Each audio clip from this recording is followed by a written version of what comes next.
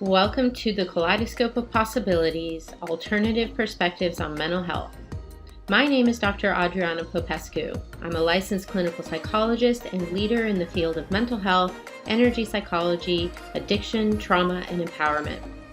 In this podcast, we will be exploring mental health from a variety of perspectives, from the spiritual to the shamanic and beyond.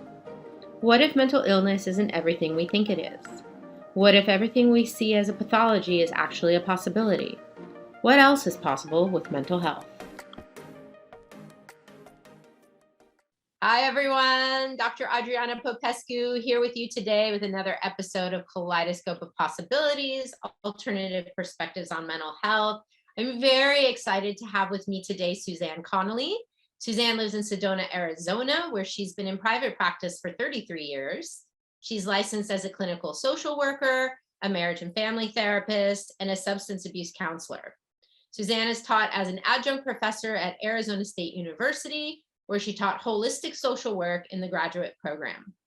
Suzanne has been training professionals and non-professionals in thought field therapy, TFT, since 1996 and has trained over 2,000 people around the world, including myself. I've had a training with Suzanne, to use TFT at the algorithm level. She's the author of Thought Field Therapy, Clinical Applications, and has also authored and co-authored 5 studies of TFT published in peer-reviewed journals, the latest of which was a systematic literature review and meta-analysis published in August 2021 in the Bulletin of the World Health Organization.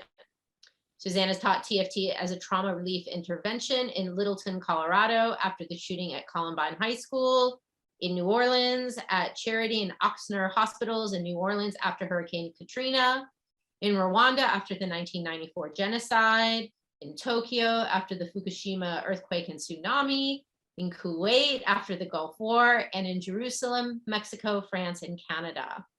Among her many invited presentations was a one-day TFT training at the University of Connecticut Medical School, Department of Psychiatry, Master Therapist Series. Wow, what an incredible CV there. Welcome, Suzanne. Well, thank you for inviting me, Adriana. I'm really happy to be here, and I'm happy that you're excited to learn more about thought field therapy.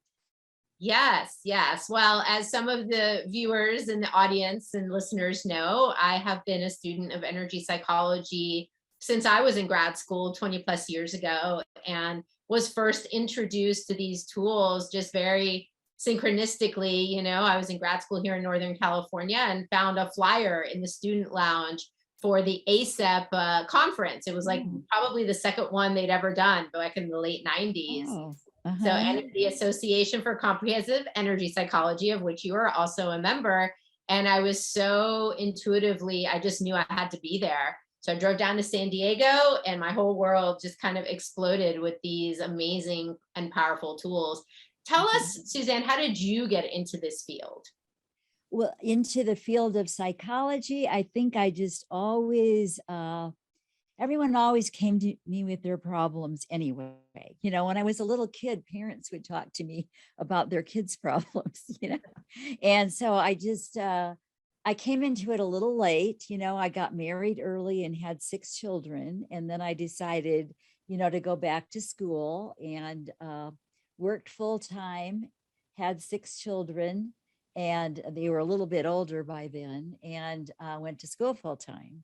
So I changed from psychology to social work because I think at heart, I'm a social worker more than a psychologist. Even though I do research, I'm more interested in the social aspects of things than I am in testing.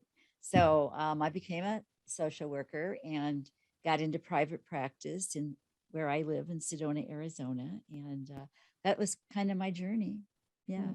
And then, as far as thought field therapy, I was working a lot, in the 80s is when people started coming out about sexual abuse.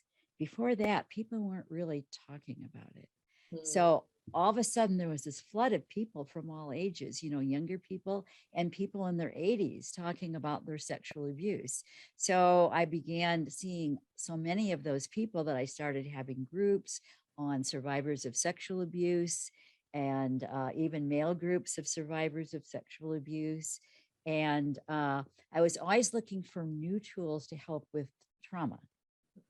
And I did the master's in NLP at one point in my life, became very interested in Ericksonian hypnotherapy, all of which I still use, and then EMDR, which of course I still use. And that was such a gift. And I don't think I ever would have gotten that excited about learning tapping if I hadn't already done EMDR, because it might have sounded a little too strange. And I was seeing advertisements on it, but they even seemed a little hokey to me. And then my husband really encouraged me to take the thought field therapy training when it was kind of an all-in-one. It was the easy version and the more complicated version. And, you just got the whole thing by going to Indian Wells, California, and studying with Dr. Callahan.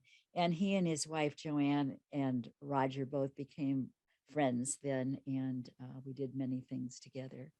Yeah.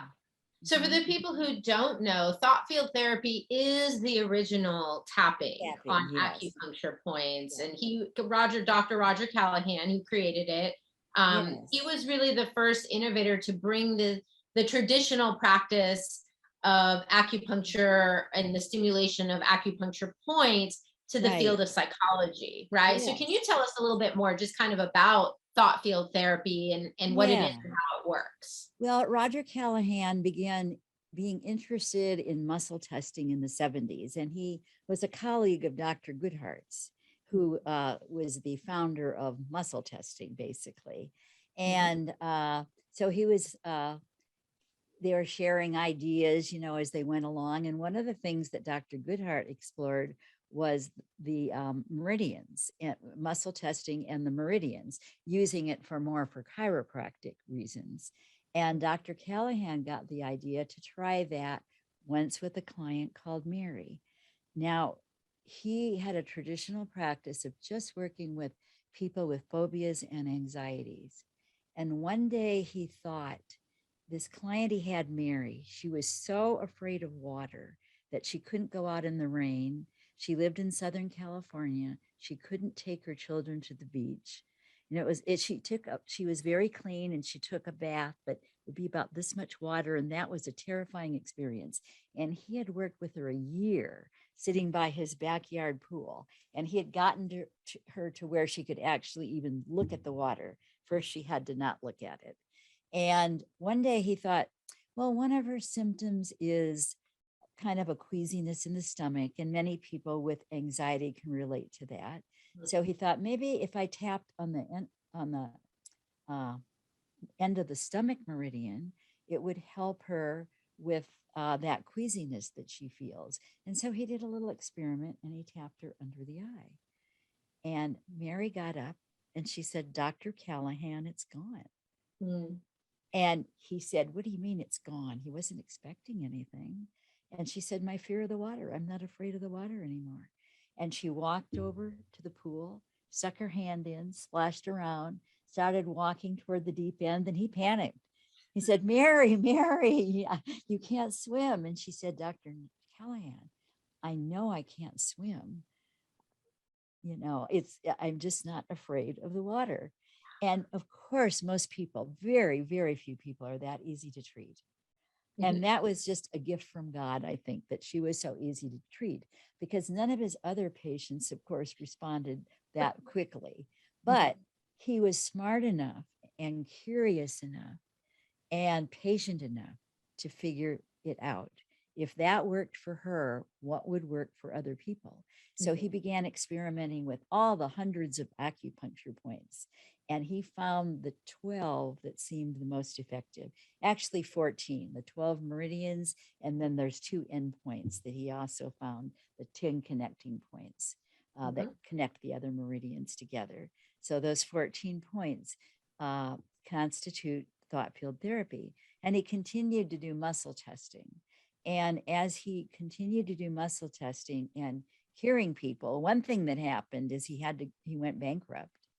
Because he lost all of his clients because it was 1 or 2 treatments and they'd be cured with these, not obviously not complex PTSD, but, he was just doing anxieties and phobias at the time.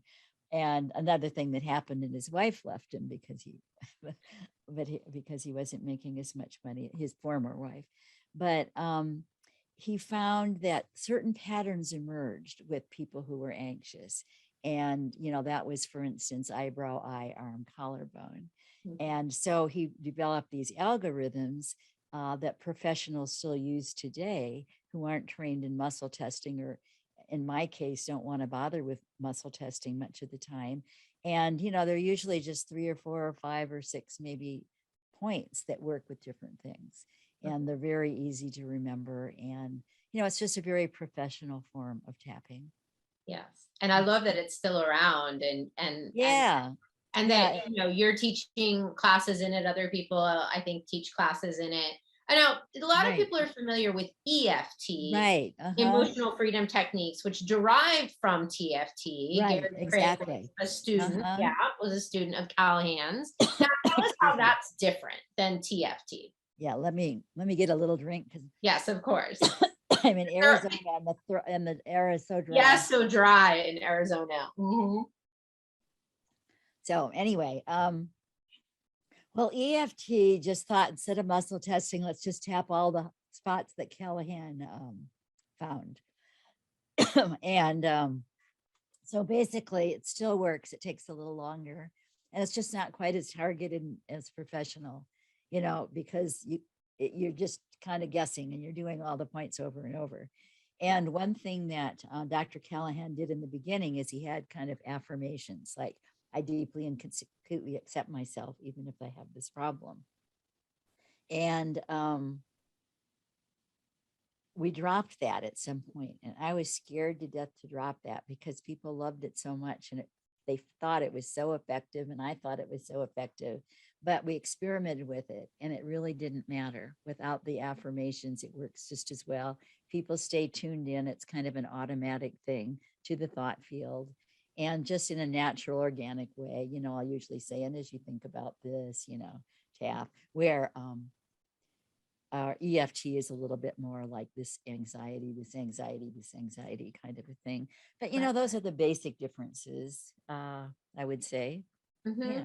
Yeah, and some people are turned off by using the words with EFT. Yeah, like I work with a lot of veterans. In fact, the only new clients I take are veterans.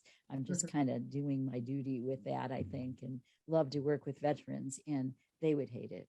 Yeah, it's too cheesy probably sounding for them to do that. And also, and I definitely want to get into this as well, like when you've done humanitarian work in other places where there might be language barriers and stuff, being able to do this tapping without having to use the words, but just being, in the thoughts and the emotions of whatever the experience was, how powerful that can be. So I love that, there's not, and the other thing with EFT too is like people go like, am I going to get the words right? Am I doing it right? They get so fixated on that, and we don't have to worry about that here.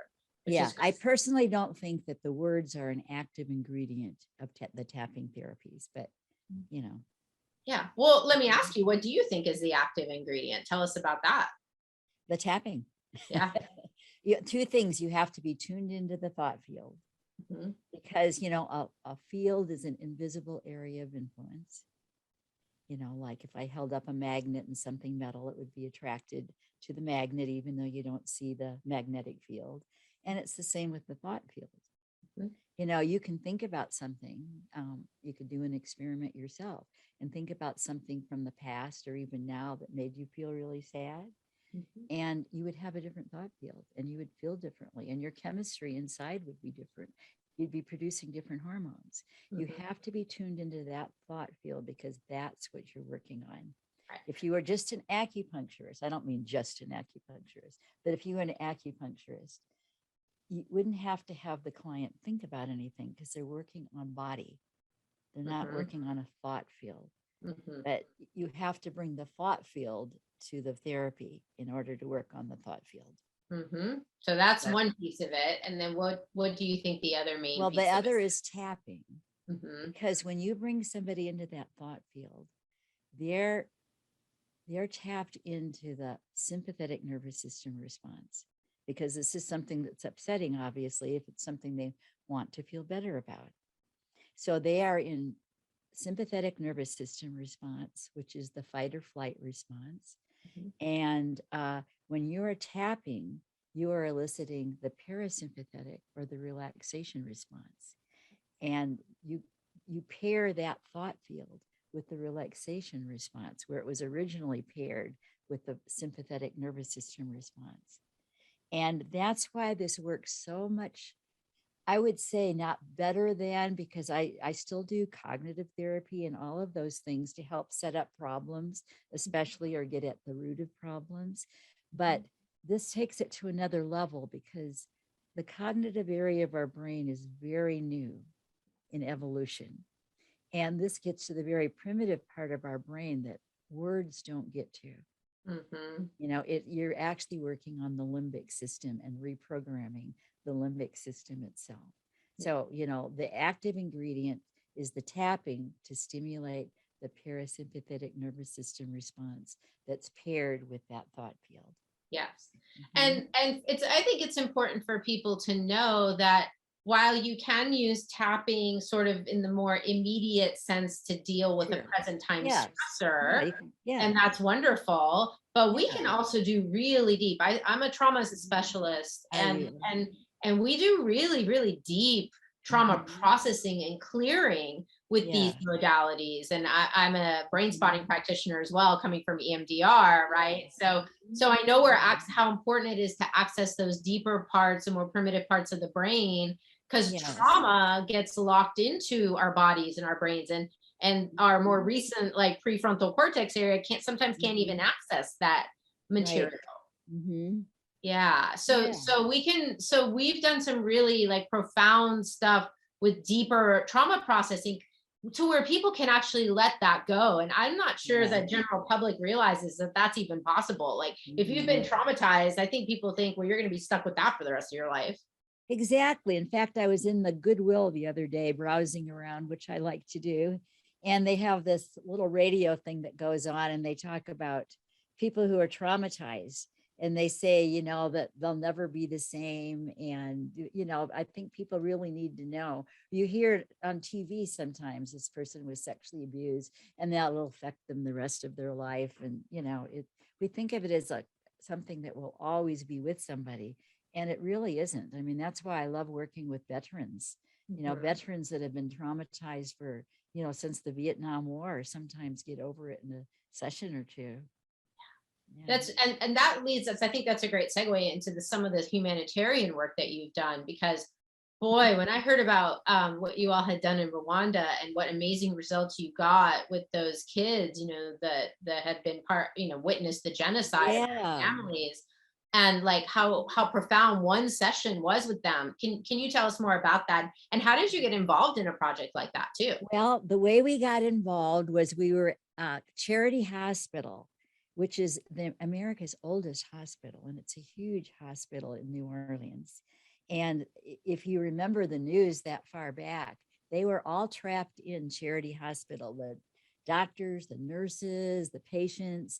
The floodwaters kept rising, and it was coming up, and they were having to carry people up the stairs to higher levels. They were hand ventilating people because there was no power. The doctors and nurses didn't know if they'd ever get out there alive or get their patients out alive and see their family again. And so they were very traumatized, and they invited us to come, a team of us to come. There was a person who had who works with people with disabilities that happened to have a connection there that knew, you know, the Charity Hospital people. So anyway, while we were there, we were a team of 13 people staying in a little house with one bathroom that people graciously let us use, and everything went really well. And then we also were invited back to other hospitals since then. But there was one of the team was Paul Ose, who was a minister. And a friend of his was a nurse at the American Embassy in Kigali, Rwanda. And they had just adopted an orphanage. And it was a very poor orphanage for street children. And she asked Paul to help. So Paul brought a team of us over our very first time. And we worked at that orphanage for street children. So that's the research that you're familiar with. Mhm. And yes, it was one session. And in that particular research, we actually did the tapping. Mhm.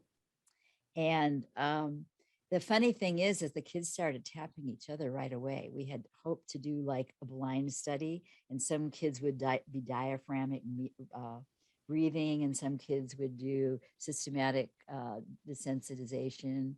And they all started tapping each other. So they all got tapped.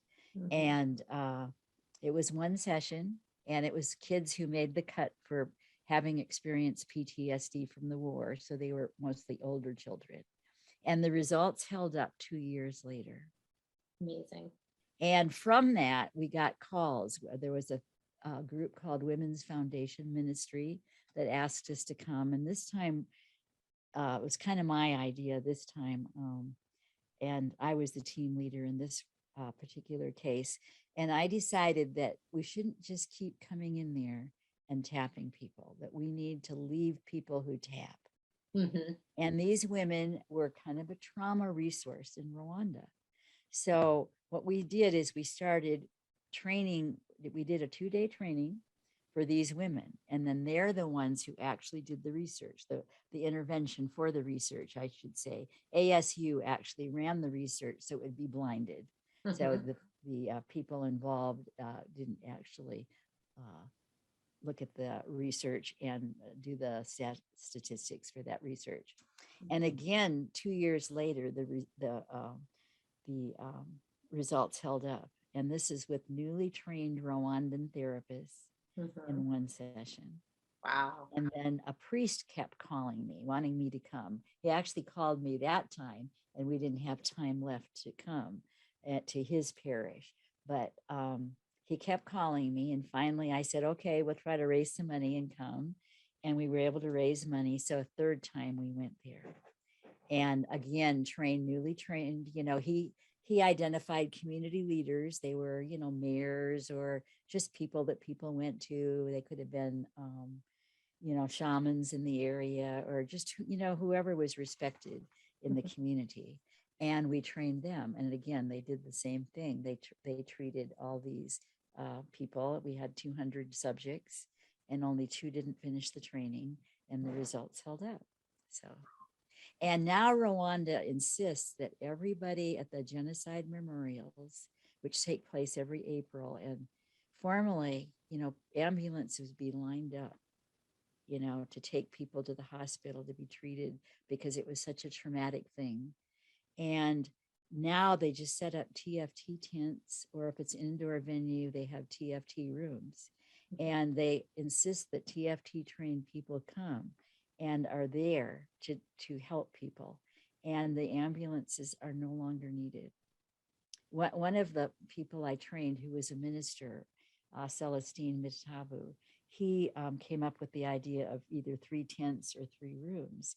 And some people get very hysterical. It's, people process trauma different ways in different cultures. And it's very typical for Rwandans to be very hysterical when they're experiencing trauma. So they would go in 1 tent or 1 room, because it would contaminate the other people and get them overly excited. And then in the second room were people who were traumatized but weren't hysterical. And the third room would be a recovery room, because people were often so exhausted afterwards that they would just need to lay. And each one would have somebody in it to be there for them. So they used that technique. And then the government also insists that all the people in the prisons need to be trained in thought field therapy, so they can treat the people in the prisons. And Caroline Sakai has been going over and training prison staffs to use thought field therapy. And she has a church in Hawaii that is sponsoring her to do that. So This is like ongoing stuff, right? yeah. People are going And every year, I think, and continue. I've made 6 trips myself, and there is a film on Vimeo, Yes. the 57-minute film called From Trauma to Peace. There's a trailer from Trauma to Peace on there also, and then kind of a little extra thing that's shorter. But the 57-minute one interviews many of the Rwandans who were affected by the genocide and then relieved by using dot field therapy, and has their stories about how much their life has changed since they've been treated with TFT. I think this is such amazing work, Suzanne, not just for like on the individual level, like individual people that were traumatized, but it almost seems like the whole culture and like the whole nation Communities are traumatized. yes, the whole community's been traumatized. And over the years, because this project, has been going on a while, it seems like you all have really contributed to the entire nation healing. That's my sense. I'm very interested in the global burden of mental health. Yes. Because most of us don't think of this. I certainly didn't at one time, but 13% of the global burden of disease is mental illness. That was the original statistic, but the Lancet did a further study and they looked at it a little bit broader, and they came up with 32.4% of the global burden of disease is mental illness. And in fact, this is a Lancet article from 2016 about, let me think, it's the highest contributor of all diseases to disability adjusted life years is mental health. Yes. Way above even cardiovascular disease. Right. And it's level with years lost to disability with cardiovascular disease as far as quality of life. Mm-hmm. So, it's a huge problem. I mean, in the United States, we have pockets of people that are underserved, but in some places in the world, there's one psychiatrist to every million people, and hardly any social workers or psychologists. And, one of the things people have tried to address the global burden of mental health is to train community health workers. Mm-hmm. And those experiments have gone really well. I did a research study recently that was published in August Health Organization, but those studies sometimes did well. But the reason we didn't include those in our review is because they don't last, because community health workers are already overburdened and there aren't enough of them. So you need to have a whole different force of community mental health workers or lay counselors to do this work. And that's my real interest, is developing, a world network of community workers that just do mental health. Wow. So, wonderful. Yeah. Oh, it's so tremendously needed. I think, especially right now in the world, given you don't want to rush in though. The first thing you need is food and shelter and water. Yes, and basic needs. People tend to get in the way sometimes with rushing in and trying to rescue people from their trauma.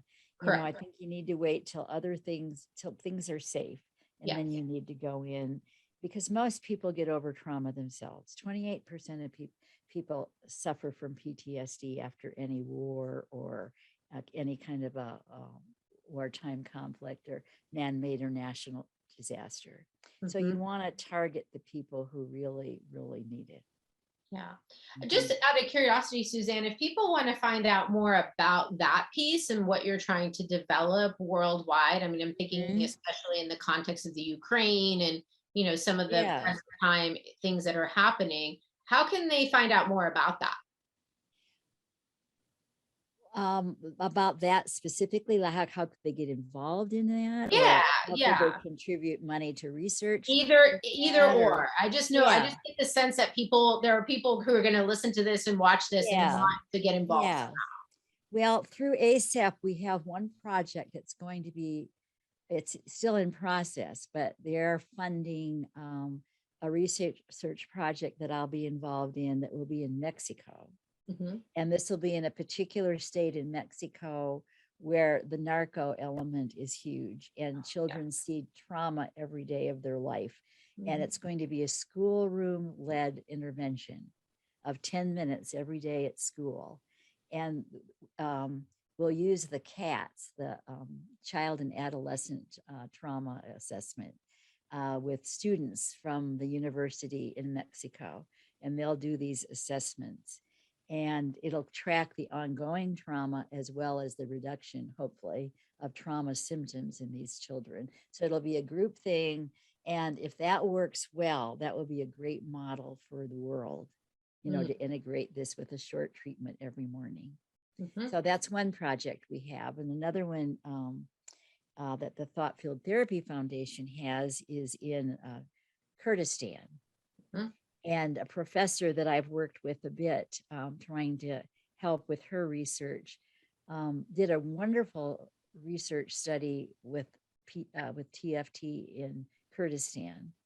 And what they found is they did CBT because that was classic and that's what they knew before they knew anything about TFT, because the people weren't really receptive to therapy in those areas. And they've only had one success with it was a small group, but they had one success with cognitive behavioral therapy.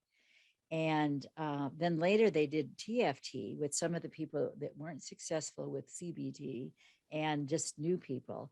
And they didn't have one failure with the thought field therapy. Now, again, it's a small group, but she wrote that up as a case series and it was published in Explore. And she talks about why she thinks that worked. And it was because, we think that in the United States, we think that tapping is strange. Yes. I didn't think that was strange at all. They thought cognitive behavioral therapy was strange and it was too much work and they didn't understand it. And they thought, well, they were really doing something with the tapping. Yeah. And it fit more with their culture. Yes. So we have a bigger project planned. And so that's another thing that we're collecting funds for. But, if anyone, like even in the United States, knows of a prison or someplace where you could train lay people to do this work, I would be happy to go and train lay people to do this work. Wonderful. We'll provide links in the show notes for all these different projects and resources. That's wonderful. And yes, I know you mentioned that. I think this was really interesting to me. Well, I sat in on a workshop where Carolyn Sakai was talking about some of the work she's done and and how in other cultures it's actually considered more an act of caring and more normal for the practitioner to do the tapping on the client. Oh, right. Rather than we do it here in America. Oh, we can't touch people here in America. We're all weird with touch, right? Yeah. So they tap on themselves, but like how, I don't know, there was something very moving to me about how caring that was to actually be doing the tapping on the person who's going through the memories and all that. It's just as you talk about how moving that is when you think about that, Adriana, I do remember that, in Rwanda with some of the more difficult cases when people got hysterical and they were laying down, sometimes there were maybe 4 or 5 women surrounding them as they were laying down in a room and they'd be tapping them. I think in most cases, I prefer the client tapping themselves because, one thing you lose with trauma is a sense of self-efficacy. Yes. But it depends on the circumstance. If you feel like tapping someone and you feel like it's safe, I think that, and some people can't tap themselves. I usually have them bring a helper or something because, somebody who might be a paraplegic, for instance, or quadriplegic, I'm sorry. Yes. Well, and just to know that there's this much variation, sometimes we as practitioners, having just been in a brain spotting training not long ago, everyone kept asking, well, can I do it this way? Can I do it that way? And I love that the instructor, David Graham, was just like, follow your knowing, follow the intuition. Yes. Like we have a lot of latitude. There's no one perfect way to do this. So I want the practitioners and the therapists who are listening to this. Blend it with all the other therapies, What I tell people, and I don't teach anything but this in the 2-day training, because everyone does what they do, and this is a tool for them to put in their toolbox. And they'll keep doing whatever it was they were doing that worked, but they wouldn't be doing what they were doing if it didn't work. And they can blend this in however they intuitively feel they want to blend this in. A teacher would use it differently than a massage therapist or a therapist, and every therapist is going to blend it in differently because they have other tools in their toolbox that they're going to combine that with. So and it's okay to do that. That's Yeah. That's what I want people to know, because they get so hung up. Because I see a lot of therapists. I just had a consultation group this weekend where somebody was like, I've learned all these different modalities, but I feel like I haven't mastered any of them. And so then I don't do them because I'm afraid I'm going to get it wrong, or I'm going to mix it up somehow. Yeah. You know, I think it's a good idea to master one and then learn another, but that's what I told her. Yeah, that's water under the bridge, but yeah. Well, Suzanne, I would love it if you could give us a little demo or a little experience of tapping so that we could try it ourselves. And I'm thinking, especially with like all the stress and the anxiety that's going on in the world right now, maybe. Let me show you the basic anxiety stress algorithm.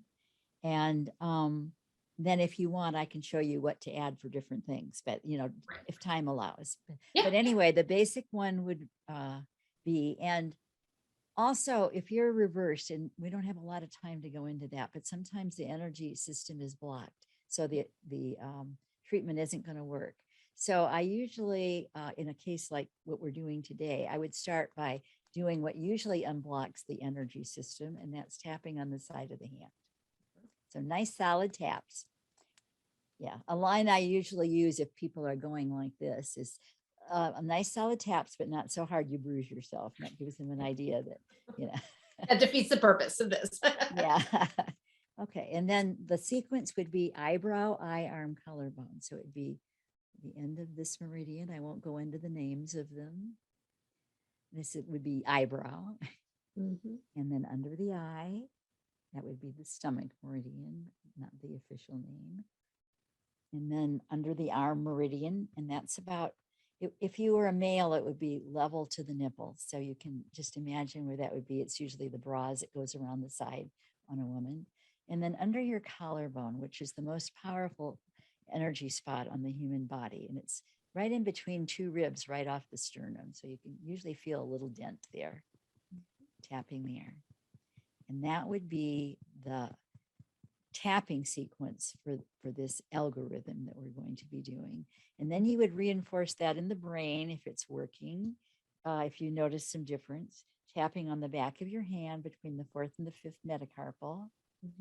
And it would be close your eyes, open your eyes, keeping your head level, point your eyes down one way or the other to the rug, either left first and then right. Up, go down the other way. Bring your eyes back to normal, and then roll your eyes around in a circle one way, and then the other direction. And then listen to music, just isolating the right hemisphere of the brain, no syllables or sounds or words, just music. And then going back to the left, going over to the left brain and activating the left brain with counting. You could do any kind of math. Do algebraic equations if you wanted to. I think I'll just count to 5. I joke with engineers or people like that. And then back to hearing music in the right brain. And then you're going to repeat that major treatment, or what we call the tapping sequence, beginning of the eyebrow, under the eye, under the arm, and under the collarbone. And, often you might do another reversal and do it again if you felt like you were getting some results, but you weren't getting the results you wanted. If you're not getting any results, then you probably just don't have the right tapping sequence. So there's things you can add, like you could start with eyebrow, under the eye, under the arm, and under the collarbone. And if somebody wasn't feeling good about themselves, they could tap under the nose in addition, and under the lower lip. On the chin, and under the collarbone. And then you would do the 9 gamut treatment and repeat the major treatment. And then the 9 gamut was when we were doing this part with yes, this. right. Yeah. I can go through it. And I won't go through it again. No. Just to let people know that's what it's called. It's the 9 gamut. Say if somebody was angry, you could do the eyebrow, the basic one, eyebrow, eye, arm, collarbone, beginning of the eyebrow, under the eye, under the arm. And it's usually 5 to 10 taps. I tend to do 10. And I just kind of intuitively look at what's going on under the collarbone. You could do more. Some people like want to tap longer, let them tap longer. Mhm. And then if somebody's angry, have them tap on the end of the little finger by the bottom corner of the nail bed. And that's the face facing the thumb. The And inside. that's the end of the heart meridian. And Mhm. anger is often connected in research with heart disease. Mhm. And then it could involve rage. So do the end of the gallbladder meridian, or the outer eye spot, we would call it.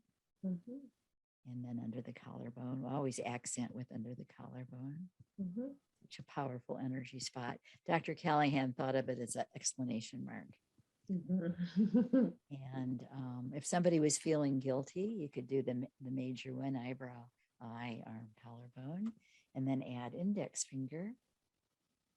Now, does it matter which side, Suzanne? Which? No, it doesn't matter. You can do either side. It isn't Mhm. more powerful to do both, but some people prefer it, but it isn't really any more powerful, but it feels good sometimes just to do both sides. So Mhm. no harm. Yeah. Mhm. Yeah. Right. And then the back of the hand for pain and for depression. This is a very powerful spot. It's called the triple burner or triple warmer in acupuncture. We call it the thyroid meridian in the West. Mhm. And, just tap there for a while. It's just, is it just the center part, or Oh, you're back there in between these two fingers? yeah, it's the same one you use for the 9 The gamma. 9 gamma. Okay. Yes, yes. Thank you. Thank you for asking. Wonderful. I already feel more relaxed. Oh, good. Yeah. Yeah. That's And really cool. there's some basic instructions for all of that as kind of a one treatment on my website at Wonderful. www.thoughtfieldtherapy.net, not com. That's somebody else's. So it would be .net. And I kind of go through all that. Wonderful. Yeah. And it's really doesn't take much, right? I work with clients at drug and alcohol rehab, and oh yeah, I joke with them. I teach energy psychology. oh yeah, the eyebrow, iron, collarbone always works to take the urge down, but they have to repeat it. Yes. And just for anything, mostly we know the main trigger for using drugs and alcohol is emotional stress of some sort. Anxiety. Alcohol is an anxiety reliever. Yeah. And my joke with them is, look, we could tap for 5 minutes and that's going to work way quicker than a drink ever would. Yes. Yes. Yeah. I sometimes have to have them come in wanting a drink. Yeah. Like if they usually get off work and they stop at the liquor store on their way home, they come here. Yeah. And then they can even set it in front of them, or same with cigarettes, come in wanting a cigarette, at least the second time, if you didn't catch it the first time, and then see how it works with them. Yes. To reduce their urge and remind them that this isn't a one-time thing though. Right. Right. It's not like when you zero in on a problem, it's usually a one-time thing, but what a wonderful tool, right? Oh, it's wonderful. Yes. Yeah. Clients feel like they have no other option to deal with their anxiety but to drink or use or whatever their food, whatever their behavior is. And when we teach them, I think the empowering piece is that if we can teach them that they can self-regulate, that they can bring their stress level down, their anxiety level down with these simple, maybe weird looking at first, but these very simple tools, like that really empowers them to know that they have a sense of control. You're right. Yeah, I'm a substance abuse counselor as well. I've got that licensure as well. Yeah, and I love that as a tool to help people. Yeah. This has been such wonderful stuff. I'm so grateful for you sharing your wisdom and your experience with us. Is there anything else you want to share with us? Or well, I'm just really grateful that you invited me, Adriana, and thank you so much for being such a great interviewer. And thank you. I wasn't just sure how I was going to use an hour, but you were very helpful. No, thank you. Well, it's my love, so I love mine too. You can tell. Yeah. Yes. Yeah. And if anybody knows of places where people would like, underserved areas where people would like to train like staff at a prison or something like that, I'd be glad to do that. Yeah. I mean, there's so many places, right? Like you've mentioned schools, prisons, I would think shelters, domestic violence, shelters, things like that. There's so many possibilities. Yeah. All I need are expenses and that's it, Yeah. Thank you so much for the work that you continue to do, the inspiration that you are, your person, and the work that you're doing, Suzanne. Thank you, Adriana. Thank you for all you're doing. Thank you. And thanks everyone for tuning in today to this episode of Kaleidoscope of Possibilities. If you like the show and you find this information helpful, please do help us get it out in the world. Share, like, comment, follow. All the platforms use these algorithms. So the more people are watching, the more people are sharing, the more this information will get out there to more folks. So thanks everyone. See you next time. Thank you. Thanks so much. Thank you for joining me for this episode of Kaleidoscope of Possibilities, Alternative Perspectives on Mental Health. This has been Dr. Adriana Popescu. If you enjoyed this episode, please like and subscribe and share with others. To find out more about me, my guests, and more, please visit my website at adrianapopescu.org. See you next time.